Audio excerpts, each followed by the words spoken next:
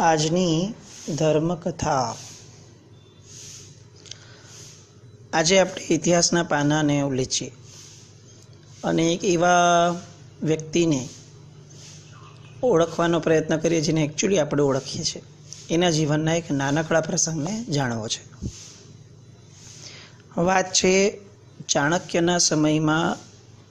ચાણક્યએ જે નંદ રાજાને જીત્યો ચંદ્રગુપ્ત દ્વારા, અને એણે જે મૌર્ય વંશની સ્થાપના કરી પાટલીપુત્ર નગરી બનાવીને, એ મૌર્ય વંશના જ એક રાજાને, ચંદ્રગુપ્તના પુત્રનું નામ બિંદુસાર, બિંદુસારના પુત્રનું નામ સમ્રાટ અશોક, અશોકને પુત્ર થયો એનું નામ પડ્યું કુણાલ. આ કુણાલને આજુબાજુના કેટલાક રાજાઓથી તકલીફ ન થાય એટલા માટે અશોકે એને પાટલીપુત્રમાં ન રાખતા અવંતી નગરીમાં રાખ્યો.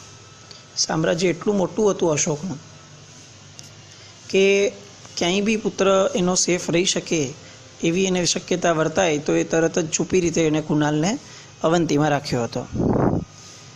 અને અવંતી નગરીની બધી જ આવકો આ બાળકને મળે એ રીતના માણસો પણ ગોઠવી અને એ રીતની વ્યવસ્થા માટેનું એને સર્જન કર્યું હતું. કુણાલ 8 વર્ષનો થયો. હવે અશોક રાજાને એવું મન થયું કે હું કુણાલને એવું કેવડાવું કે હવે તારે વિદ્યા અભ્યાસ શરૂ કરવો જોઈએ. આપણે ત્યાં વિદ્યા અભ્યાસની ખરી ઉંમર 8 વર્ષ પછીની છે. ક્યાંય પણ તમે જોઈ લો, ભગવાનથી માંડીને જેટલા પણ દ્રષ્ટાંતો છે, આજે પ્લે ગ્રુપ, નર્સરીઝ અને બીજા જે બધા આજકાલ ધતિંગો ચાલ્યા છે, આ બધા આપણા પૂર્વજોએ એને પાળ્યા પોષ્યા નહોતા. એક વૈજ્ઞાનિક દ્રષ્ટિકોણથી વિચાર પણ કરીએ તો અધિજનન શાસ્ત્ર જે લખે છે, બહુ સરસ એક આખું ગ્રંથ છે. એની અંદર બહુ સરસ રીતે લખ્યું છે કે બાળક જ્યારે જન્મે છે ત્યારે એ ફક્ત અને ફક્ત દ્રષ્ટા હોય છે. કેટલાક વર્ષ સુધી, 1-2 વર્ષ સુધી એ ફક્ત આજુબાજુની વસ્તુઓને જુએ જ છે. કોઈ સંસ્કાર નથી પડતા, કોઈ ધારણા નથી થતી, ફક્ત જુએ છે, એક અજાણ્યા વ્યક્તિની જેમ.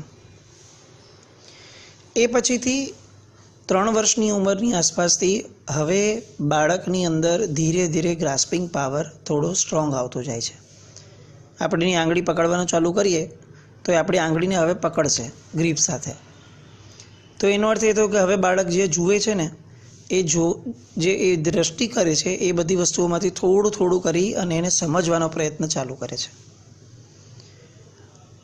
4-5 વર્ષની ઉંમર સુધીમાં બાળકના મસલ્સના ડેવલપમેન્ટ હજી ચાલુ થાય છે અને એ પ્રોસેસમાં હોય છે. ટિશ્યુઝ, મસલ્સ, આ બધું. એટલે આંગળીમાં અગર એ સમયે બોલપેન, પેન કે કંઈ પણ પકડાવી દેવામાં આવે તો એ કાયમ માટે એના મસલ્સ થોડા અધૂરા રહે છે. આપણે લોકો ધૂળમાં રમતા હતા. આ ધૂળ એ સમયે કેલ્શિયમ પ્રોવાઈડ કરવાનું કામ કરતું હતું અને બાળકોના હાડકાં નાનપણમાં જે ધૂળમાં રમ્યા હોય એ લોકોના હાડકાં સખત મજબૂત રહેતા. આજે આ સિમેન્ટ કોન્ક્રીટના જંગલમાં આપણે એ બેનિફિટ ગુમાવ્યો.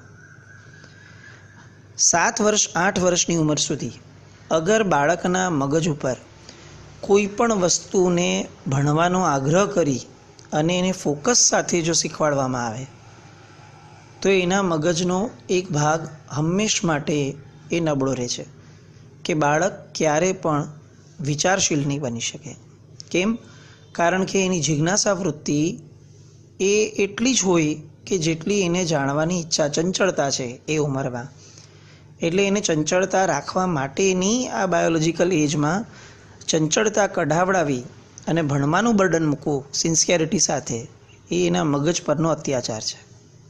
અને એ અત્યાચારના કારણે મગજ પણ સામે જવાબ આપે છે કે હવે એ જીવન આખામાં ક્યારે પણ વિચારશીલ બનીને ચાલવાનો પ્રયત્ન નહીં કરે.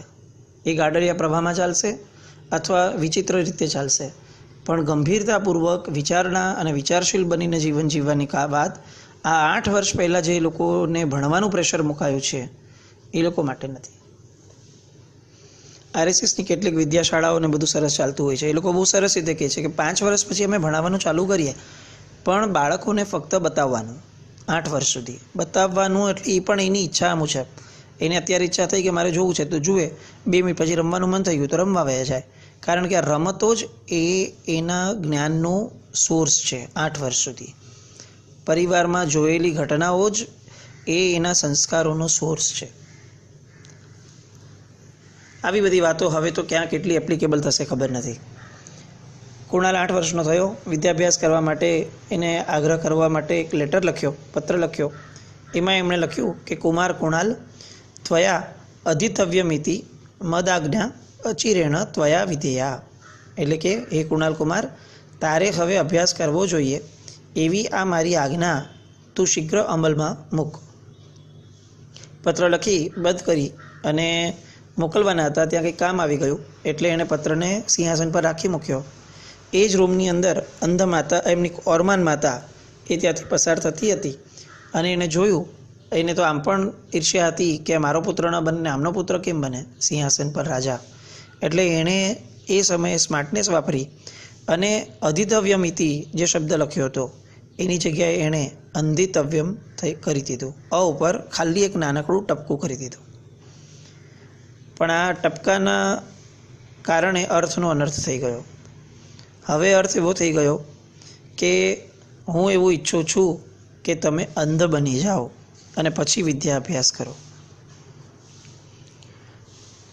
શબ્દોની જોડણીઓ, અનુસ્વારો, આ બધાનું મહત્ત્વ આજે આપણે સમજી નથી શકતા. સૂત્ર પણ ગપાગપ ભણતા જઈએ, ગપાગપ બોલતા જઈએ. સવ્વ અને સવ્વ એના ભેદ પણ ન સમજીએ. આવા કેટલાય ભોપાળાઓ આપણે વાળતા હોઈએ છીએ. ત્યારે આ એક્ઝામ્પલ આપણી સામે લેન્ડમાર્ક છે કે ખાલી એક ટપકાએ આ કુણાલની જિંદગીને આખી બદલાવી દીધી.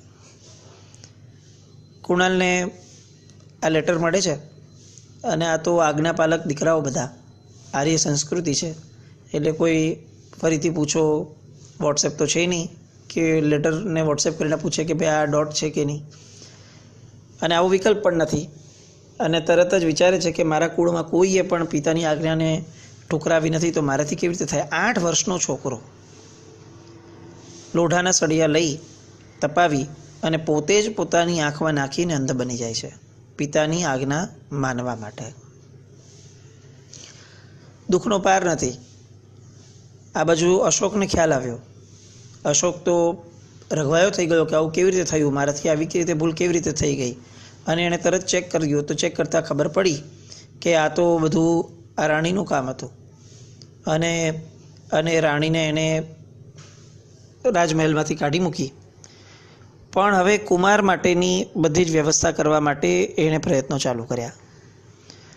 એને અવંતીની બધી આવક કુમારના નામે કરી દીધી. કુમાર યુવાન થયા તો શરદશ્રી નામની એક સુંદર અને ગુણિયલ કન્યા સાથે એના લગ્ન કર્યા.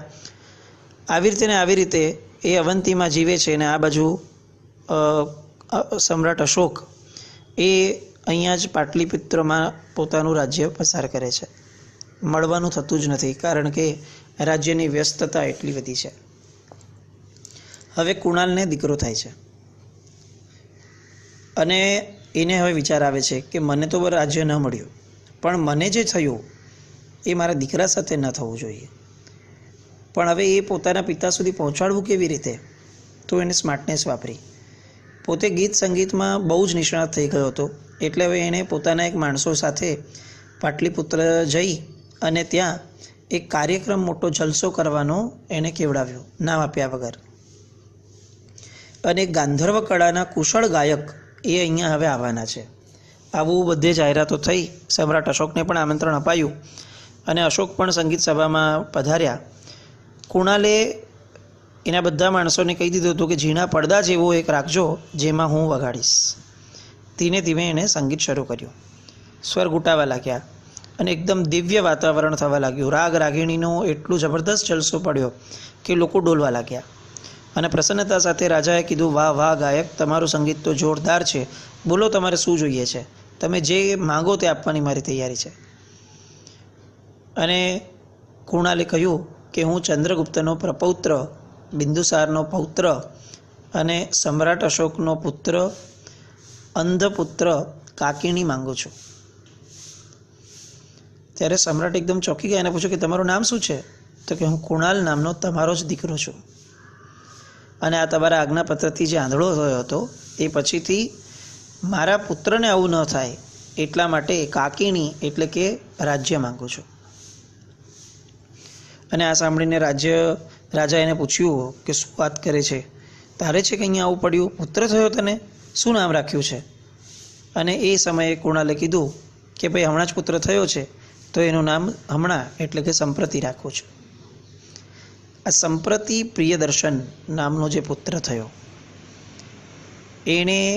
એ તો યુવરાજ પદે સ્થપાયા, રાજ્યારૂઢ પણ થયા, અને યુવાન થયા પછીથી એ અભ્યુદય પામવા લાગ્યા અને અડધું ભારત એણે સાધ્યું.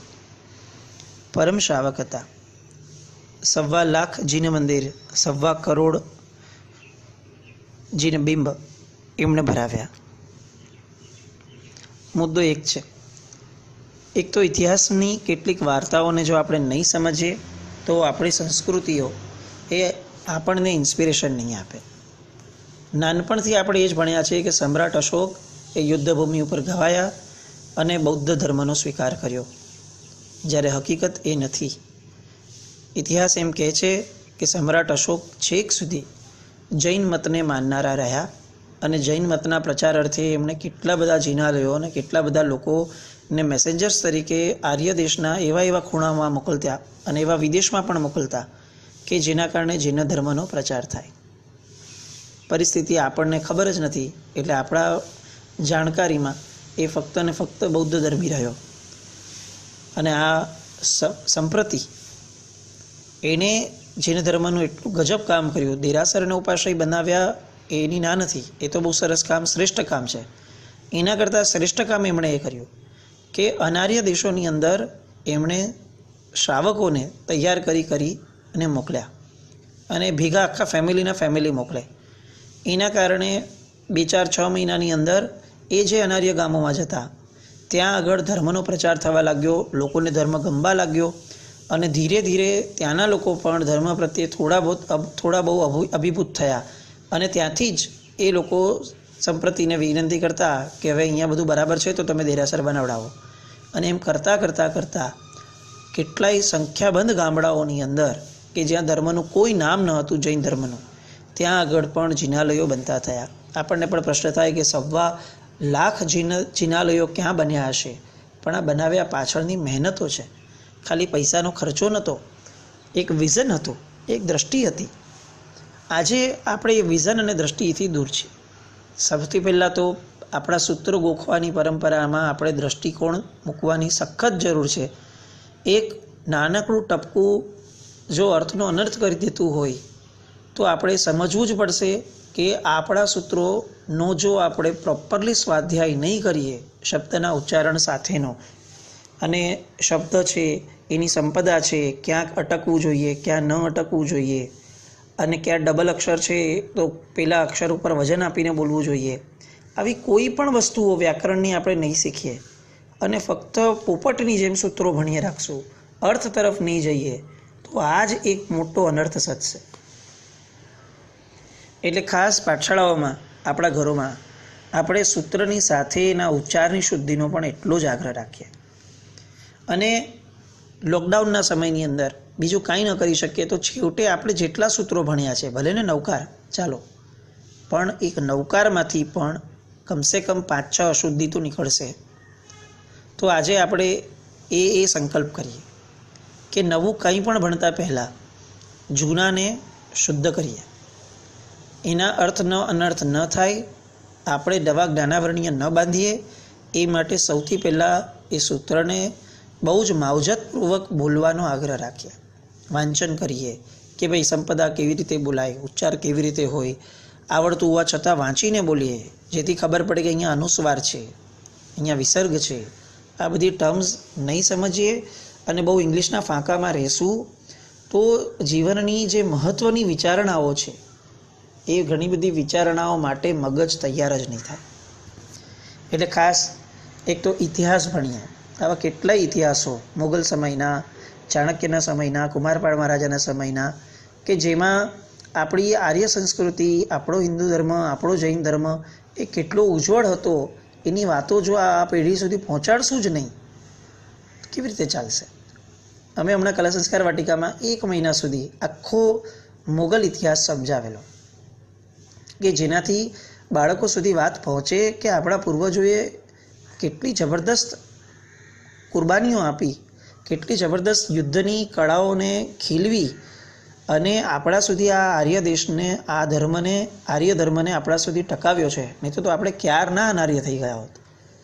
પણ આ વાતો ખબર હશે તો એ આર્ય બનવા માટે જિંદગીભર માટે કટિબદ્ધ રહેશે. તો આવી કંઈક ઇતિહાસોની વાતો આપણે બાળકો સુધી પણ પહોંચાડીએ, આપણે પોતે ભણીએ લોકડાઉનને, અથવા એની પછીથી પણ આપણે એ વસ્તુમાં પ્રયત્નશીલ બનીએ એવી શુભકામના. પ્રણામ.